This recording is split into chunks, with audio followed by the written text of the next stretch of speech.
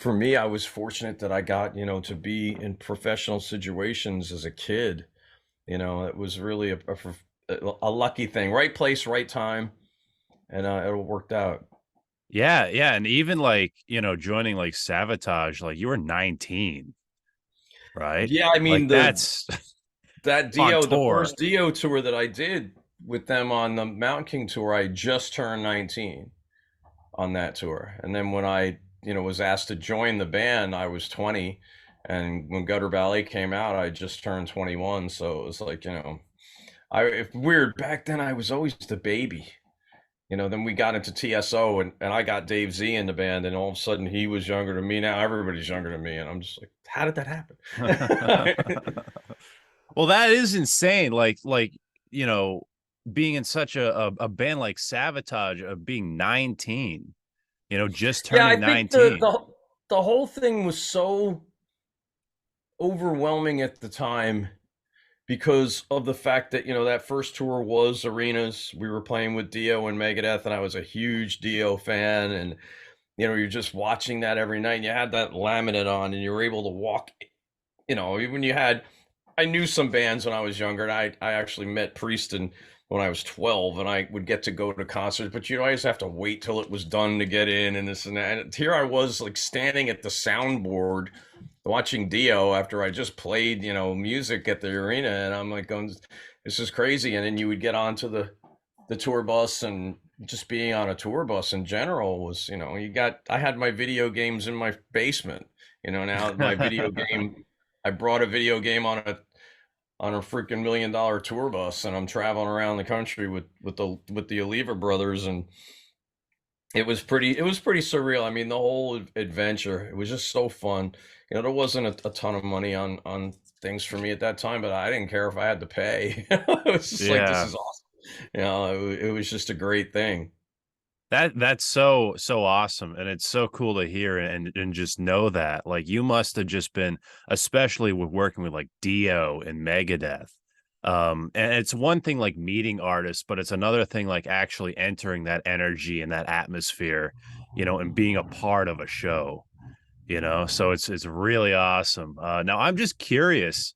You joined the band. So what was the process like? How did you join Savatage? Well, here's the thing. Paul O'Neill got involved with Savatage, and he was producing the record, and Mountain King had a really big sound on the album, and he was just like, this record is too big to have one guitar live. Paul was a big two guitar guy. He worked in with Aerosmith, and he worked with the Scorpions, and it was just one of these things where the two guitar thing was really powerful to him in production and live, and that's how I got to that band. He came to me, he said he wanted to put me in the band, and then of course the band didn't want another guitar player, so they had somebody from Florida that they told the management they were going to use instead of me, and I was like, no way. So I paid to fly myself to Florida and audition with them, and it sounded so good right away that they walked out of the room and came back and were like, we want you to do this. And that tour, the Mountain King tour, was just weird because Chris really didn't know what he wanted yet. It's like he liked the way it sounded, but he didn't like the fact that there was another guitar player there. But I wasn't really taking away any of his attention. It was just I was there, and then we were really good friends, and I think that was the thing. We got along so well, and Oliva John always said to me, "I'm going to get you in this band." So one day, I did a couple other things for Atlantic in the interim. It's funny because between that end of that Mountain King tour and the time when they asked me to play in Gutter, it's like I did two records for Atlantic Records. This one thing was like a heavy metal rap thing called Big Mouth, and I was working on a record with Dirty Looks. And it's like, here I am, a freaking 19-year-old kid, and I'm getting multiple major label things thrown at me from Atlantic Records and their metal department. And then, when things didn't go right with Dirty Looks, I left that thing, and I got the phone call from the Oliva brothers, and they said they wanted to talk to me. So I went to the studio in New York City, and Chris Oliva's exact quote was, "Even though we think you're a dick, we want you to join the band." and that was, John and Chris were up on the roof of the record plant studios in New York City, and I did, and at that time, being really young, I was still working in bands with my brother, who was a drummer, and the business back then, if you were in more than one band, it wasn't cool. That just wasn't, it wasn't cool to cheat on your band. You were in one band or another band, and that obviously has changed a lot nowadays. I'm looking at people online that have released like 5 records in the last 3 months. It's a completely different world. I mean, A, you don't make as much money off the record sales, so you need more bands, and B, people just, they need to stay, like I said, for that particular reason, stay busier. And I think there was a lot of my age and the situation, and I think my lack of knowledge about basically how fortunate I was, the situation I was in. I walked away to try to work on things with my brother instead of staying in Savatage. And I think I could have done Streets and still did the thing with my brother, but I don't know, back then it was just like my brother was almost suicidal because I was in Savatage for real. Wow. It's like I left him, and your band as kids isn't together, and I'm on the road. So it was one of these things. But even on the Streets tour, Paul O'Neill and the management had me learn the music and wanted to bring me back. Of course, they made this decision without telling the band, which didn't go over well with the band. And I remember getting a call from Wackles, the drummer, and he's like, I think I heard you're showing up in Baltimore tomorrow. And I'd already learned all the music and I was ready to go.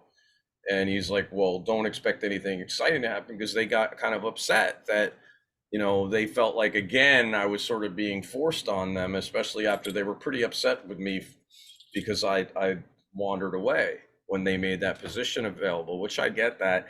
And the thing that really crushes me about it all the time is, I lost those last couple of years of Chris Oliva's life, and he was one of my best friends, and I'll never get those years back. And not only was I on the verge of coming back into Savatage several times, but, Chris and me, he almost even played in Butcher. It was like one of these things where we were just pretty close. And he wanted me to go back in for Edge of Thorns, and I was working with John on Butcher, and I'm like, I can't leave your brother.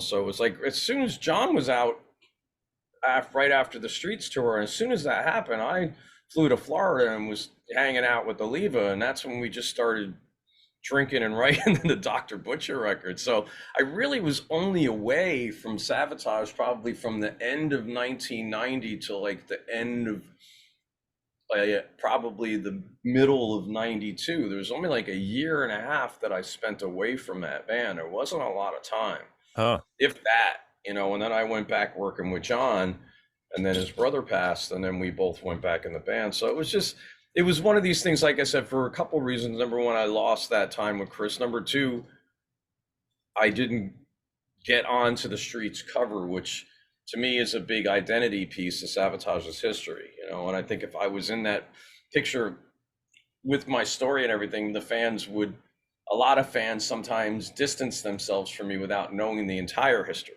There's a lot of the history I'm not even mentioning that I'm not going to, that doesn't really deserve to be put out into the public eye. But it's like I really went through a lot with Savatage on and off stage. So, it's just, for me, having Chris passing and losing him in those years, and then losing that piece of that history, when I see that cover, as much as I love that album, it breaks my heart, so it's like I should have been there. It was my own decision.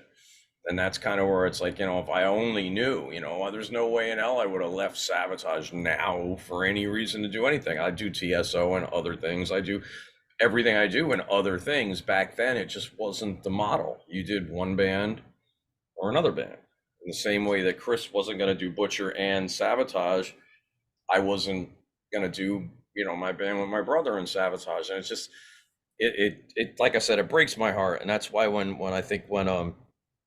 the fans and people talk about the band and that part of that history, I don't think they realize just how much it was really something that hurts me internally that I wasn't there. So I think they don't take into consideration just how important that band has been in my life. If you go and just put chronologically on, I never left Savatage the moment I got back, regardless of whether or not we were playing or not. Savatage never broke up. We never, everybody said ex Savatage. It's like, we didn't break up. We just stopped playing. Savatage never broke up after 2002. That band never broke up. We just stopped. I mean, and so, for a good part of it, 30, you know, 33, 34 years of my life, Savatage has been in my life. Yeah. Well, I'm really glad we got to do this interview because it's really, really cool to hear. And it's nice to like get a little insight on that.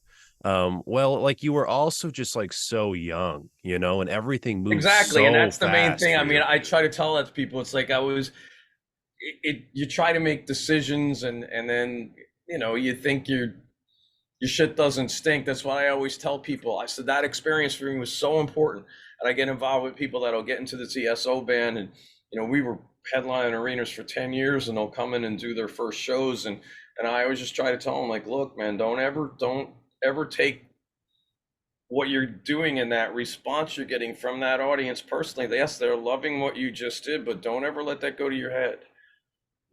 That's a blessing. It's not something that, you should ever take advantage of, or think that you're going to wander that arena and go book yourself the next night and it's going to fill up. It's like those people were there to see TSO the same way people were there to see Savatage, and you get a different perspective on that. Yeah, I had a big part of the chemistry on Savatage on the Gutter Ballet tour, but I was not Savatage, and those people were there to see Savatage, and yeah, there was people who really liked what I did, and I think it was kind of, like I said, humbling to realize just how, I don't even see if the word's humbling. I think it was a wake up call to see just how special it is to be something in something that special. When you get out there and everywhere you go, there's people there waiting to see that particular band. And that was my Motley Crue. You watch The Yeah. Dirt, you see how those guys, I wasn't at Savatage in day one, but I was in Savatage at a very crucial time in their career. They were going from, opening to being able to headline, and that went from, America to Europe and Japan and South America, and it was looks like that was my thing. And luckily I was able to be a part of a formation of something else in that respect with TSO too, which, was something from the ground up. It's a really special thing, and that it, like I try to tell people, it's like I never ever ever take that for granted, because there was a zillion things, that Paul made happen with TSO that, they happened because that's what that was, and that's what he did, and you're there and people like you. But I said, it grounded me into always respecting where I am, where I'm working, who I'm working for, what they've accomplished with, and I never let things go to my head, and that, luckily at a very young age, I was taught that lesson. Also, luckily, I started working again with John, and I got back into Savatage. I was able to get back. There's a lot of people who make those moves that can't, and some of them stay bitter about things their whole entire careers. Even if they become successful on their own, I watch people that still whine about things that didn't happen the way they could have or should have. But me, it was a grounding and a growing. It's not growing pains, but I was just growing up. As a musician, as a person, I learned a lot in that band, and I lived a lot out of the gate. It's like I was taught a lot at a very young age.